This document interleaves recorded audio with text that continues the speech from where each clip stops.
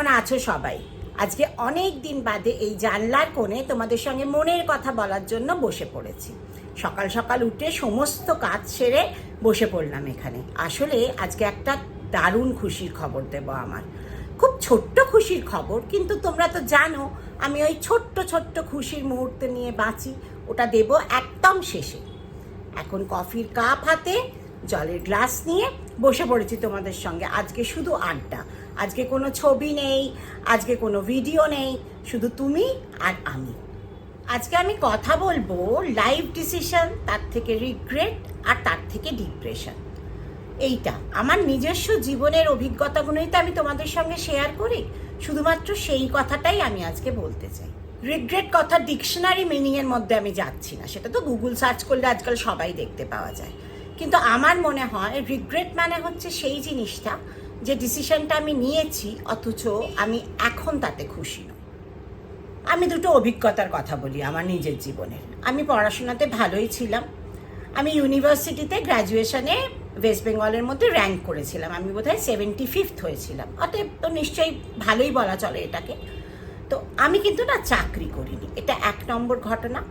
আর 2 নম্বর ঘটনা হচ্ছে, তারপরে আমি যখন দক্ষিণীতে গান গাইতে ভর্তি হলাম তখনও কিন্তু বেশ ভালো রেজাল্ট করেছিলাম।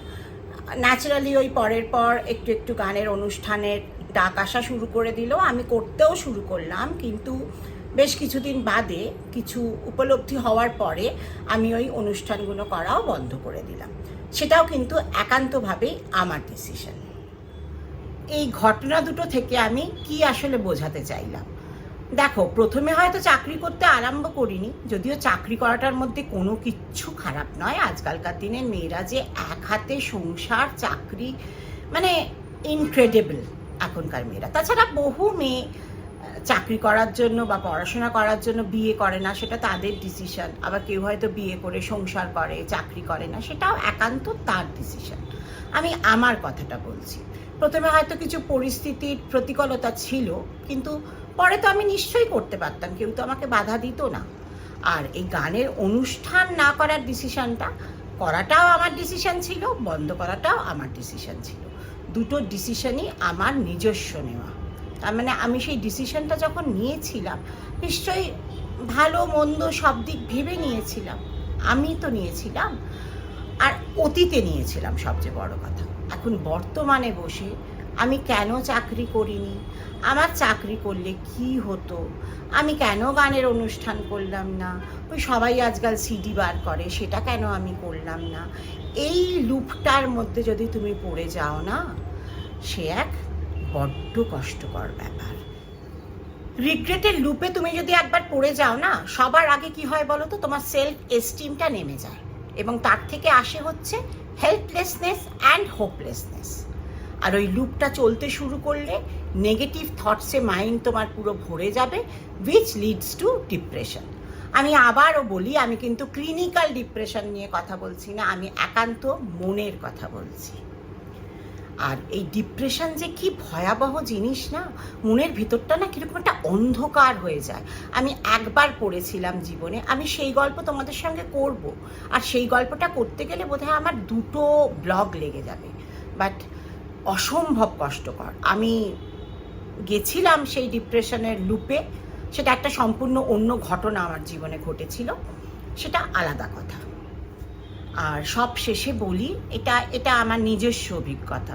লোকের জীবন দেখে না ভেবো না যে কেন আমার ওটা হলো না, ওটা বড্ড খারাপ জিনিস। প্রত্যেকটা মানুষের জীবনের জার্নি তার মতো। আমার জীবনের জার্নিটা আমার মতো, ওর জীবনের জার্নিটা হয়তো ওর মতো। কিন্তু প্রত্যেকে যদি নিজের জীবনের জার্নিতে মানসিকভাবে যদি খুশি থাকো, সেটাকেই যদি উপভোগ করো, তার মতো সুখ বোধহয় কিচ্ছুতে নেই। টাকা পয়সা দিয়ে ওই সুখের পরিমাপ করা যায় না। আর এই পর্যায়টা শেষ করি কিছু টিপ দিয়ে। ভালো কিছু বই পড়ো, ভালো গান শোনো। আজকাল পডকাস্ট না প্রচুর, ওই সারাক্ষণ রিল না দেখে, আমি যদিও রিল বানাই, সারাক্ষণ রিল না দেখে না ওই ভালো ভালো পডকাস্টগুলোকে শোনো, অনেক ভালো ভালো কথা তুমি শুনতে পাবে। আর যেরকম দুধের মধ্যে থেকে আমরা শর্টটুকুনেকে তুলে নিই, ওই পডকাস্ট থেকে ওই ভালো কথাটাকে তুলে নিয়ে নিজের জীবনে অ্যাপ্লাই করার চেষ্টা করো, দেখবে জীবনটা কিন্তু সত্যিই খুব সুন্দর। দেখছো তো, তোমাদের সঙ্গে গল্প করতে বসলে না এতটা সময় নিয়ে নেয়, কিন্তু আজকে তো একটা পরবর্তী পর্যায়ে আছে। ছোট্ট করে বলি, আমি এখন কিসে মেতে রয়েছি বলো তো? আমার এখন ডিপ্রেশন, মন খারাপের কোনো জায়গাই নেই। এই যে ব্লগিং শুরু করেছি, কেন করেছি সেটা বলতে গেলে আবার এত বড় গল্প হয়ে যাবে। সেটা হচ্ছে, এখন আমি এডিটিং, ভয়েস ওভার, থাম্বনেল, বাবার এসে যে কী শক্ত জিনিস, ঘন্টার পর ঘন্টা আমার সময় কেটে যাচ্ছে। সংসারের কাজ আর এই ব্লগিং নিয়ে আমি একেবারে নাস্তানাবুদ হয়ে যাচ্ছি। এবার আসছি কিন্তু আসল কথায়।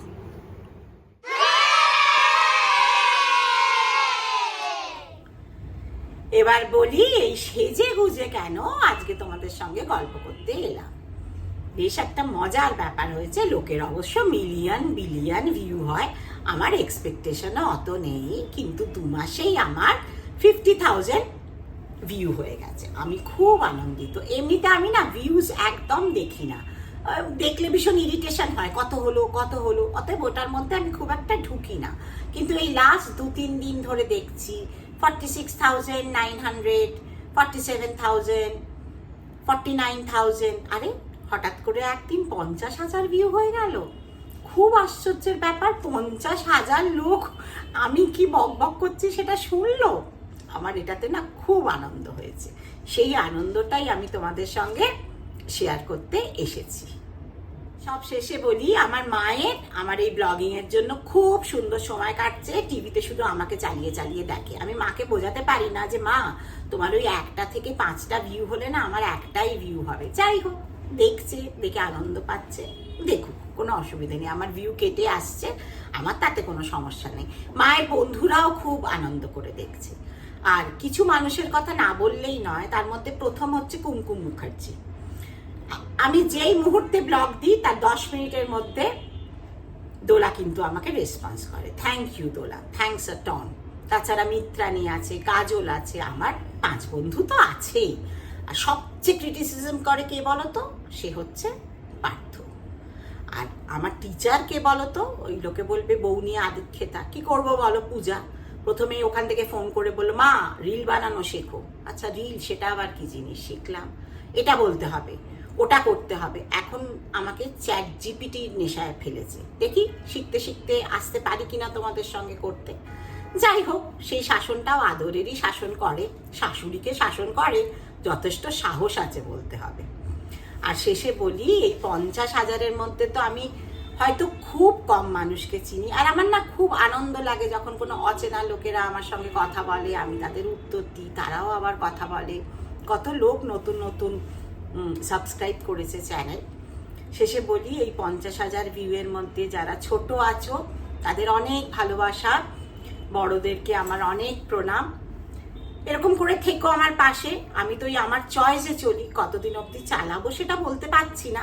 তবু আজকে মনে হলো আমার তরফ থেকে, সত্যি আমি মনের তরফ থেকে আমার এই ইউটিউব চলার নতুন বন্ধুদের ধন্যবাদ দিতে এলাম।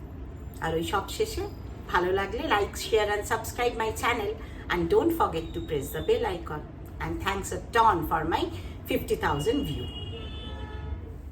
আমি নিজে গহরজান, হরিহরনজি এদের ব্লগ করে সত্যিই খুব খুশি হয়েছি। আমার প্রথম ট্রাভেল ব্লগ অরুণাচল। যখন দুজনে বুড়ো বুড়ি হয়ে যাব তখন টিভিতে দেখবই অরুণাচলের প্রদেশের আমাদের বেড়াতে যাওয়ার গল্পটা। 50,000 ইউটিউবের ভিউ কিন্তু বেশ 2-3 দিন আগেই হয়ে গেছে। যেরকম আজকে ওটা 55,900, কিন্তু তোমাকে আসলে ওয়েট করতে হবে ইউটিউব স্টুডিওর জন্য, যেটা আমার আজকে 52,880। Thank you once again.